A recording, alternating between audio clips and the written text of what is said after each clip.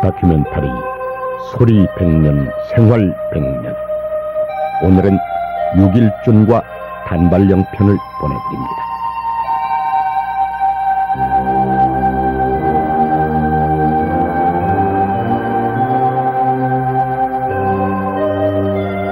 일본의 침략 야욕에 의해서 불평등 조약인 강화조약이 맺어지던 1876년, 조선을 무력으로 강점해야 한다고 주장했던 일본의 외무대신 야나기 하라는 이런 발언을 한 적이 있었습니다.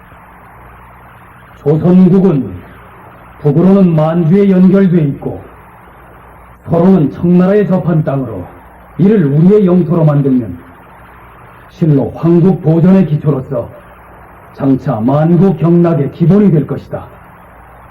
그런데도 은둔의 나라 조선은 쇠국의 깊은 잠에서 깨어날 줄을 몰랐습니다.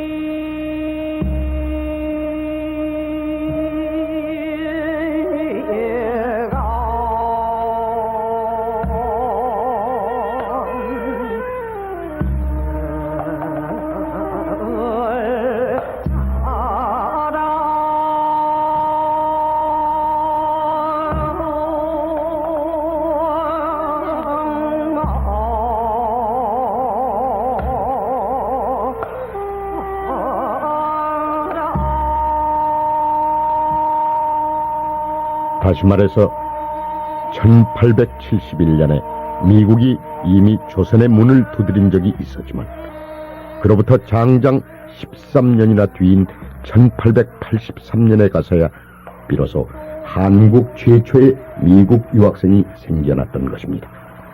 그것도 국가의 뜻에 의해서가 아닌 개인의 의지에 의해서. 6.1준. 그는 철종 7년인 1856년에 서울 계동에서 유진수의 세 아들 중 둘째로 태어났다. 그의 집안이 그렇게 뛰어났다고는 할 수 없어도 양반의 가게에 속해 있었던 것만은 사실인 것 같았다. 9살에 그는 한학을 공부하기 시작했다. 서당에 나가지 않고 가정에서 배웠던 것으로 미루어 그의 아버지는 상당한 학식을 가졌던 사람인 듯하다. 한글학자 이승 박사가 집필한 근대화의 선각자 6.1준 약전의 일부입니다. 할아버지, 오냐, 저 먼 길을 좀 다녀와야겠습니다. 아니, 먼 길이라니. 프랑스 선박의 강화도 내침으로 비롯되었던 병인 양요에 의해서 비난살이까지 경험했던 6.1준. 그는 자기 양육을 책임지고 있던 외할아버지에게 불쑥 머리를 조아렸던 것입니다. 그의 나이 26세 때 1881년의 봄이었습니다. 더 이상은 묻지 말아주십시오, 할아버지. 이런 고얀 놈을 봤나. 먼 길을 떠난다면서 더 이상 묻지 말라니. 그간 할아버지께서는 저를 믿어주시지 않았습니까? 그래, 나는 너를 믿는다. 그런데 왜 대답을 못하는 게야? 어허, 왜 대답이 없어? 저는 우물한 개구리로 살고 싶지가 않습니다, 할아버지. 우물한 개구리로 살고 싶지 않다는 말은? 그간 귀동냥을 많이 해봤고 어깨너머로 어림짐작 많이 해봤습니다. 우리 조선은 너무 뒤떨어져 있다는 말씀입니다. 따라서 저는 하루속히 문명이 더 발달된 나라로 가서 제가 직접 보고 직접 많은 것을 배우고 싶다는 말씀입니다.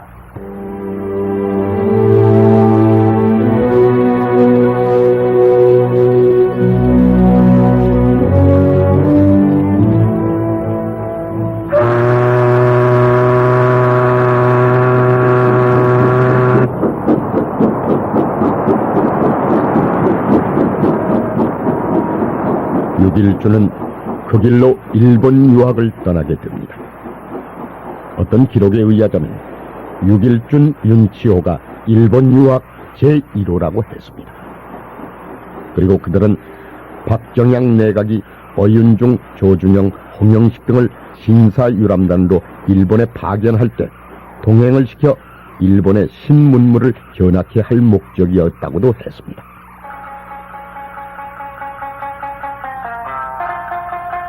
어쨌거나 육일주는 게이오 의숙에 입학, 후쿠자와에게서 많은 가르침을 받습니다. 조선이요. 아니, 그는 동경 밤거리를 밝히고 있는 가스등을 바라보면서도 단식을 했고, 전신 전화 철도 시설들을 지켜보면서도 한숨을 내리쉬었습니다. 또 양복 차림에 말쑥한 하이칼라 머리 모양을 한 사람들을 보면서도 깊은 좌절감을 맛보았습니다. 아니, 이럴 수가. 분노한 군졸들이 민계모 대감집을 습격, 일본 공사관을 불태웠어. 조선의 운명이 암담하구나. 그는 일본에서 이모군란 소식을 접했던 것입니다. 육일준이 일본에서 초조한 나날을 보내고 있을 때 한 사람의 방문객이 나타났습니다. 임대감. 방문객은 민영이. 그는 육일준보다 4년 아랫 나이였으나 5년 전에 문과에 급제, 벼슬길에 올라 있었습니다. 대감이라니요. 듣기가 거북합니다. 아니, 그럼 어떻게 대감을 부르면 좋겠습니까? 제 이름은 영익이며 자는 우홍이요. 호는 원정이질 않습니까? 그렇다면 원정, 무슨 일로 일본에 건너오셨소? 그야 부당 선생을 뵈러 건너왔지요. 그래, 유학생활은 어떠십니까? 보시다시피 무고하오. 그런데 신색은 좋지 않습니다. 신색이 좋을 리가 있겠소. 여기 일본에서는 눈만 뜨면 부러운 것밖에 없는데 조선을 생각하면 암담하기만 하니. 이윽고 육일조는 국내 사정을 캐고 들었습니다. 솔직히 좀 대답해주면 좋겠소. 군란은 어떻게 수습이 돼가는지요? 적당히 평정은 됐습니다. 어떻게요? 대원이 대감이 청국 황제에게 사과하기로 했으며 조선과 일본 사이에는 재물포 조약을 체결, 조선이 일본에다 배상금 50만 원을 물기로 결정을 받았습니다. 가까스로 위기는 넘긴 것 같지만 그 당시의 조선은 한마디로 청국, 일본, 러시아 세력의 각축장이었습니다. 당시 미국 공사관의 서기관도 근무했던 센스가 남긴 수기, 그 한 대목을 인용해보죠. 구미의 관례에 생소한 조선인지라 외국 공사에게나 허락될 특권을 제각기 탈취해서 일국의 황제가 마치 이웃집의 늙은이나 되는 것처럼 일이 있건 없건 각자 임의로 면회할 것을 하나의 권리로 주장했다. 영사나 외교관은 일이 없는데도 알현을 강요, 제왕의 귀중한 시간을 할 일 없이 낭비시켰고, 누가 1차 알현한 뒤에는 각국 외교관이 무슨 교섭이 있었는가를 탐지하기에 힘썼으며, 혹 이권 사실이라도 밝혀지고 보면 하등의 관계가 없는 통상조약의 조문을 인용해서 갖은 종류의 이권을 강요했던 것이다. 한편 이 무렵에 한미 수호 조약이 체결됩니다. 그래서 미국의 전권공사 부트가 우리나라에 옵니다. 조정에서는 그 답례로 민영익을 전권대사로 임명, 사절단을 미국에 파견하는데 이때 육일준도 함께 동행하게 됩니다. 때는 1883년 5월.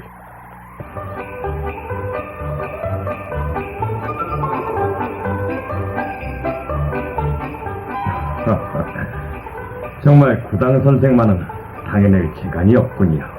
조선에 돌아가 봐야 내가 할 만한 일이 없질 않겠어. 사절단이 귀국할 무렵이었습니다. 그러나 육일준은 홀로 미국에 남으려 고집했던 것입니다. 조선에 돌아가 빈둥대면서 대원이 대감과 민왕후 그리고 친노파, 친일파, 친청파 등의 세력 다툼을 구경하는 여기 남아서 보다 진보된 학문과 문명을 제대로 전수받아보고 싶소. 이래서 육일준은 한국 최초의 미국 유학생이 될 수 있었는데 그가 미국에 있으면서 어느 대학에 다녔는지는 명백하지가 않습니다. 조선 인명사서에는 워싱턴 보스턴 대학에서 수학을 했다고 기록되어 있으나 기계유씨 가문에 남은 그의 약전에는 마주동마 학원에서 수학했다고 쓰여져 있습니다. 하여튼 그는 2년간 미국에 머물면서 그 당시에 조선 사람으로서는 꿈꾸기도 어려운 신학문을 섭렵했던 것입니다.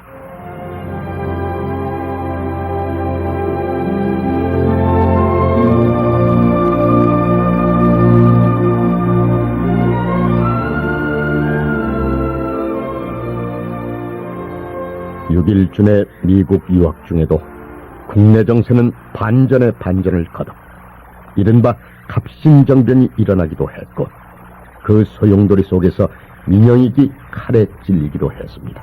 이윽고 고종 22년 1885년 가을 대서양까지 건너가 유럽의 여러 나라를 시찰했던 육일준이 겨울바람을 뚫고 인천항으로 귀국했습니다. 아직도 성인 남자들은 상투를 틀고 살았던 그 시절에 육일준은 양복 차림에 하이칼라 머리형을 한 신사 차림으로서 이 땅을 밟았던 것입니다.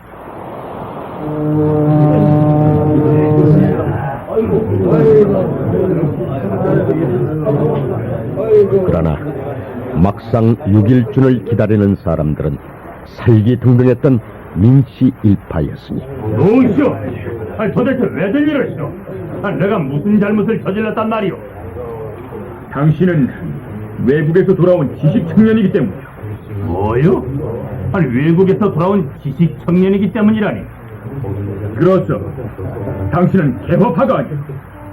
개화파? 당신은 상투도 없고 양복을 입었지 않소. 그리고 당신은 양이물이 된 사람이지라죠. 그러니까 갑신정변 이후에 다시 권력을 잡은 수구파, 즉 민씨 일당은 개화파의 혐의가 엿보이는 사람이면 무조건 체포, 처형하려 들고 있었습니다. 나는 일본, 미국 등지에서 신지식을 많이 배우긴 했어. 그러나 갑신정변을 일으켰던 그 사람들하고는 아무런 관련이 없는 사람이야. 말이 많다 말이. 신체 발부, 수지 부모여. 불감회상, 효지 시학원을 내놈 상투 하나 잘라낸 것만 보아도 이미 대역 죄인이 아니겠냐. 내놈 역시 기회만 주어지면 언제고 우리 목에 칼을 들이댈 놈이거늘. 실로 어처구니 없는 노릇이었지만 그것이 또한 그 당시의 현실이었습니다. 육일조는 비명에 죽고 말 몸이 됐던 것입니다. 잠깐! 네, 대가. 저놈을 우리 집 창고 안에 던져둬라. 아이, 그건 무슨 말씀이십니까, 대가? 저자의 목을 베는 일쯤이야 어려운 일이 아니질 않느냐. 서두를 게 없단 말이다. 그리고 내 천천히 문초해 볼 것도 있고. 알겠습니다. 육일조는 한규설의 호의에 의해 생명은 간신히 부지하게 됩니다. 한규설은 현재 치안본부장격인 체포대장이었습니다.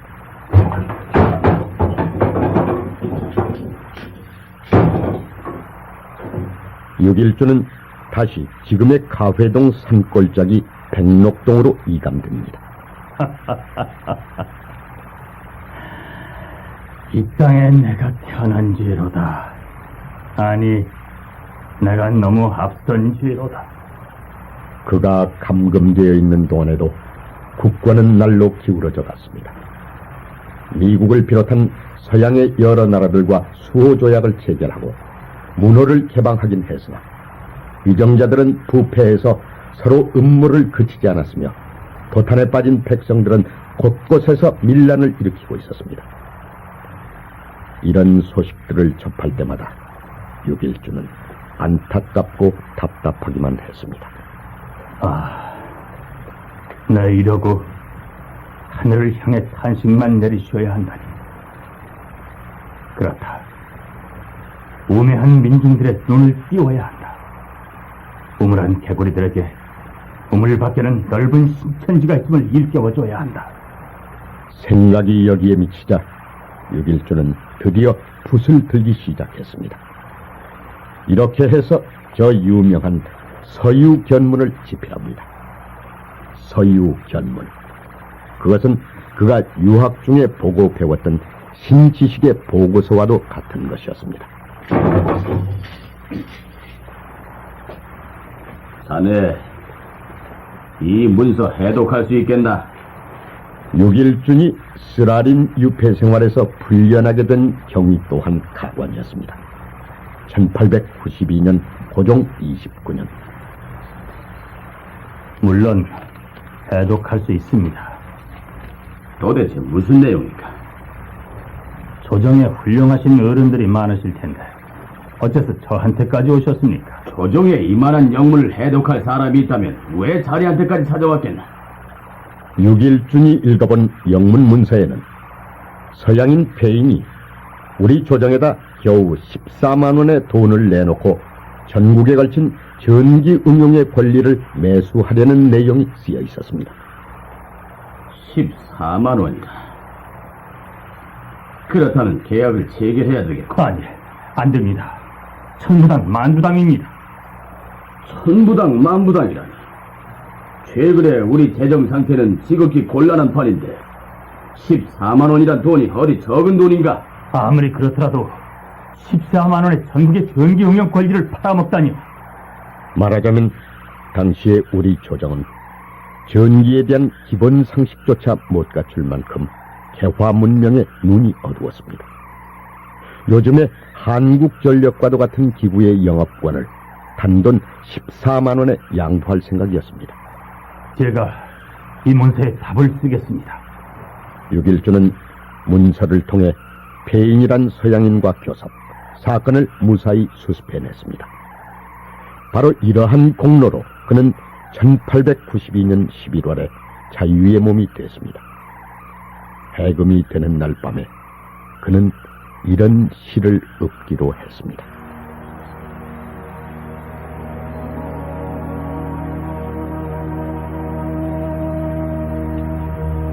풍설 몰아치는 산중의 밤에 쓸쓸히 앉아 글을 쓰는데 주인과 매화가 마주보고 웃으니 오막살이에도 봄빛이 서리네.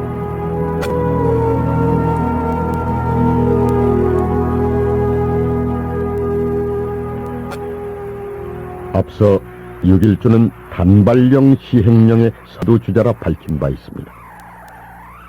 그런데 남달리 신학문 신문화에 일찍 눈을 뜬 그가 단발령 주장하기까지의 이념적 배경은 쉽사리 짐작이 가고도 남습니다.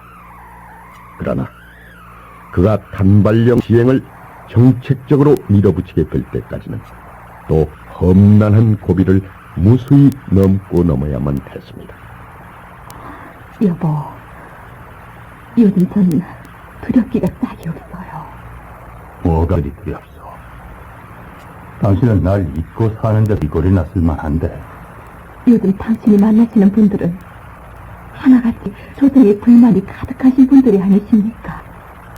조정이 부패했으니까 함께 썩고 고루한 사람들은 조정에 불만이 없을 것이오. 여보, 그렇지만 아이들을 봐서라도 해방 전에 연희 전문학교 교장으로 재직했으며 미 군정 때 초대 문교부 장관을 역임했던 유억겸 씨가 바로 6.1준의 아들이었습니다. 우리나라도 하루빨리 일본의 명치유신과 같은 혁신 정치가 시작돼야 하오. 그럼 당신은 기어이 다른 방법이 없기 때문이요. 정치가 실현되지 않고서는 내가 이영만리 학원에서 고생고생 배워왔던 모든 지식이 무용이 되고 말기 때문이야. 아니, 꼭히 내가 가진 지식을 써먹기 위해서라기보다 우리 민족이 제대로 일어서고 나아가기 위해서는 이대로 두볼 수만은 없는 일이요.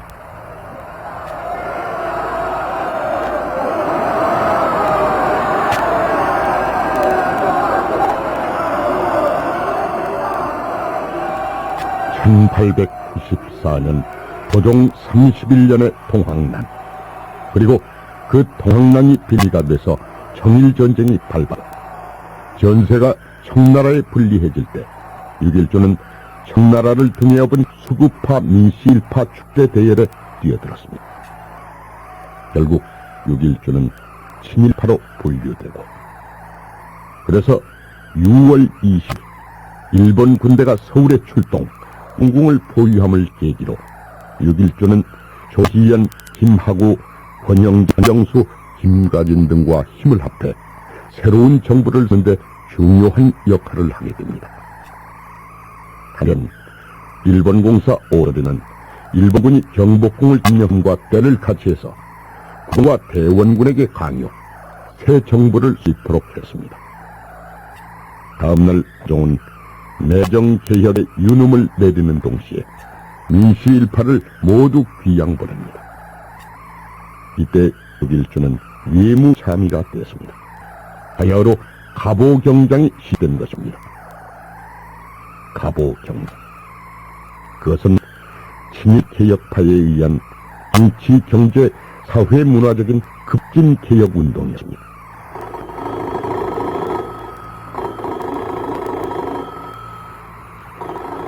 그렇다면 그 당시 우리 사회의 문화적 기반은 과연 어느 정도였을까?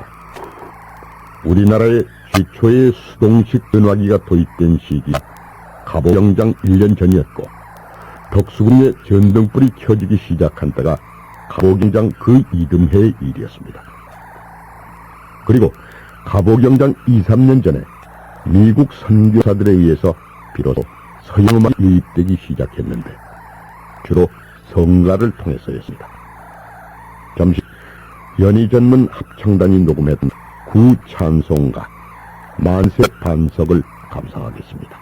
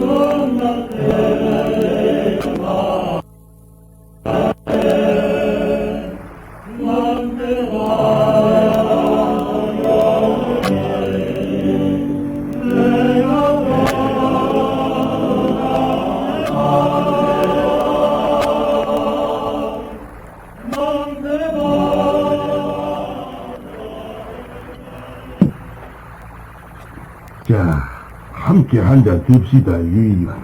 네, 감사합니다.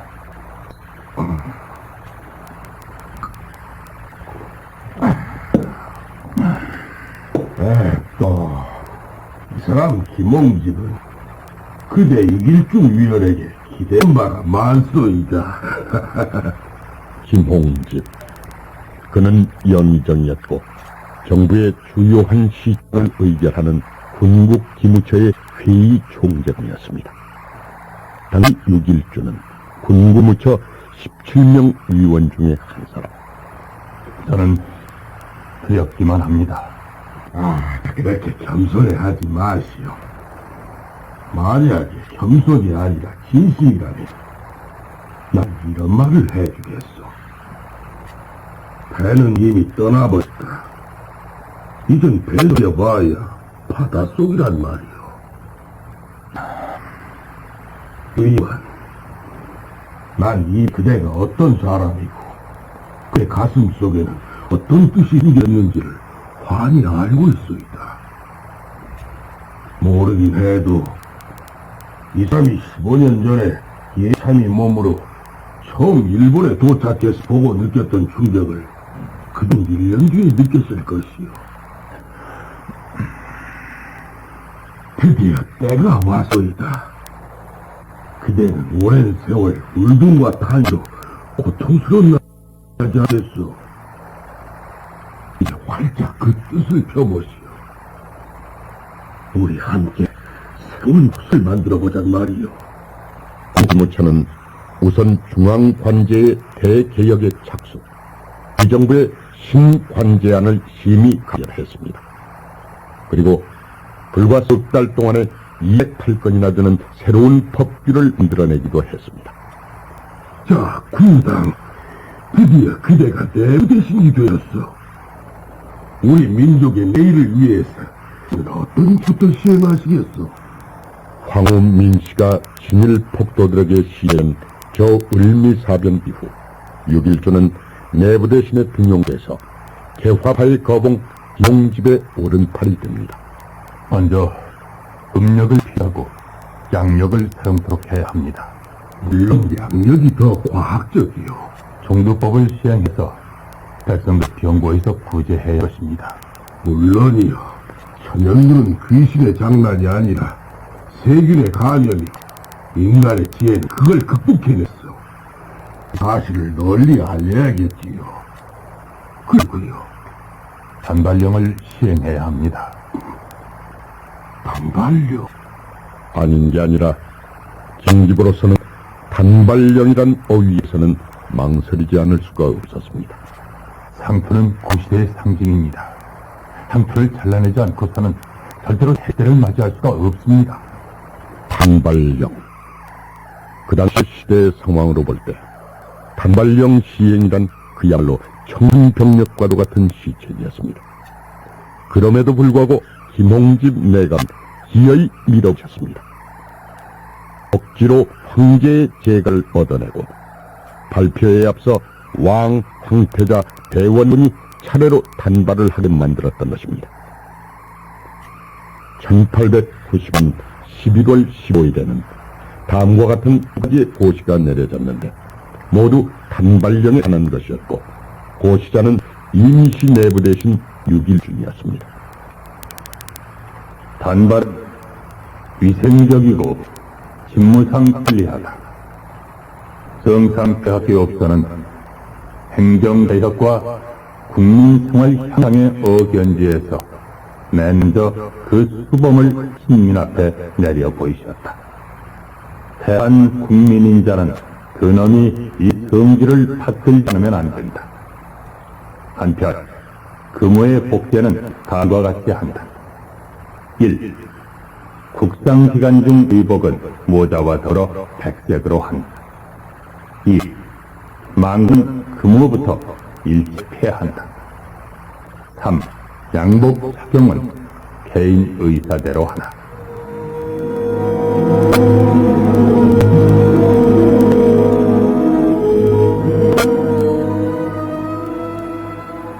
단발령에 대한 백성들의 도항은 실로 무서운 것이었습니다. 여보, 남편이 한 일에, 그것도 국사인데 아내다가 참견해서는 안 된다는 하고 있습니다만. 또 단발령 강행이 무모하다는 말이요. 그렇습니다. 홍선 참봉 조영우의 며느리 김씨는 그의 남편이 삭발하고 양복을 입었다고 해서 목매 살했습니다. 선왕의 포복을 버렸으니 난징이고 부모가 남긴 유체를 버렸으니 석임이 되하니 나는 난신과 석임의 아내가 될 수 없다는 유서를 합니다. 나도 내일 신보에서 그 기사를 읽었소. 그럼 단발 취체가 장기화되자 동대문 남대문 아예 철되었고 여기 전에 거의 중단되었다는 사실도 알고 계시는지요. 그리고 어느 지방에 새로 부임한 관리의 머리에 상처가 없자 백성들이 그 중놈인가 사오랑캐인가 하고 되들어 기어이 쫓아내고 말았다는 사실도 알고 계시는지요. 성문에다 단발조를 배치했더니 성안 출입이 정지다시피 하는 사실도 다 알고 있어. 그래도 단발을 계속 강행하시렵니까? 당시 백성들은 단발을 하느니 차라리 옥에 치겠다고 버틸 지경이었습니다. 아니, 대표적인 신뢰, 대유학자 최익현은 단발에 불가라는 고집 때문에 옥에 갇히기도 했던 것입니다. 고생 많으십니다, 면함 선생님. 저희가 선생님을 이렇게 모신 까닭은 선생님의 도움을 청하기 위해서입니다. 대군주 폐하께서도 단발을 하셨습니다. 선생님께서도 사제의 폐화에 발맞춰 주실 결심을 해주십사 하는 것입니다. 그때 면함 최현은 60이 넘은 노이스나 눈초리는 여전 날카롭기만 했습니다. 결심은 했다. 감사합니다, 선생님. 난 그냥 죽었지. 내 머리는 안 깎기로 결심을 했어.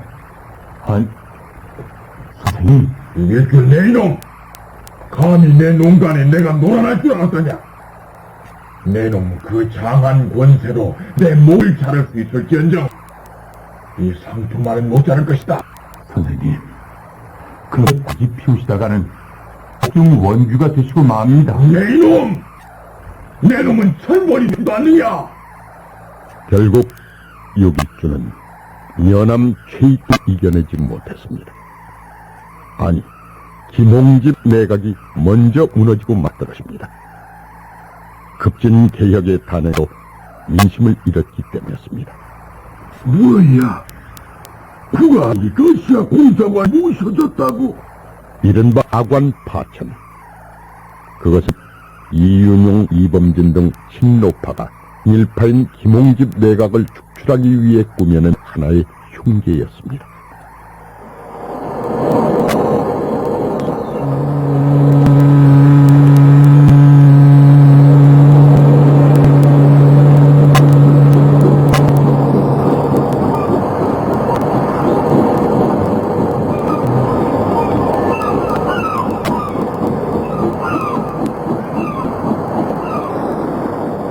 후사일이라 했던가.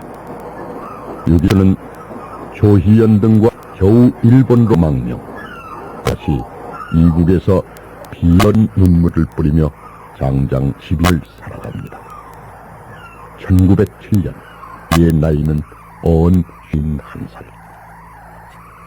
해금사 사건 이후 새 황제로 등극한 윤희제로부터 은사를 입어 비국길에 오르듭니다.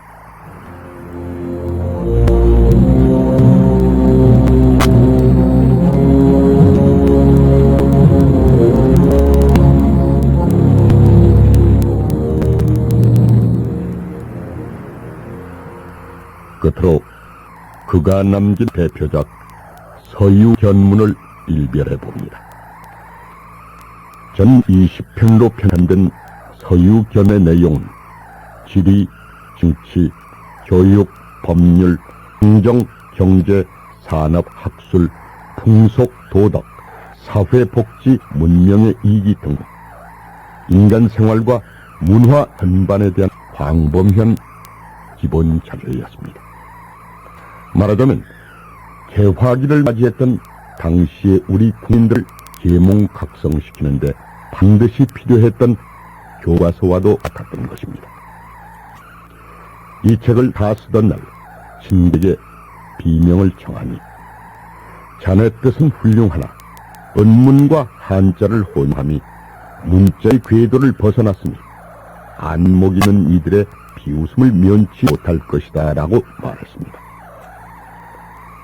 일조는 서유 김문의 서문에서 한문보다는 오히려 한글을 더 높이 평가하고 싶다는 뜻을 분명히 했으며 당시에는 그야말로 파격적인 국한문 혼용으로 서유 견문을 지필편찬해냈던 것입니다.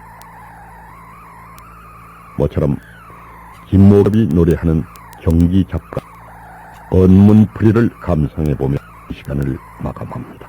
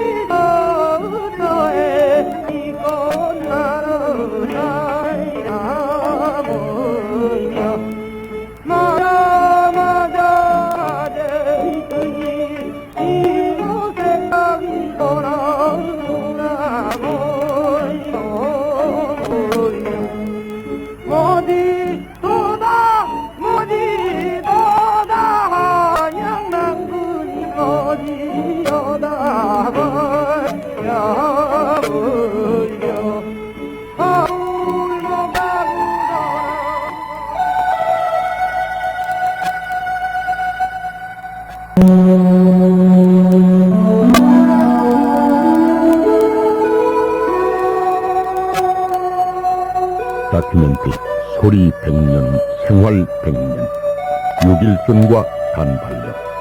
지금까지 출연 송석, 임성표, 차명박, 남기원, 한호웅, 수광재, 김수중, 홍한, 김일, 한택신, 김상욱, 해설 조명남, 음악 박복규, 효과 차정 김정일, 기술 정도화, 구성 김영무, 연출 이상이었습니다.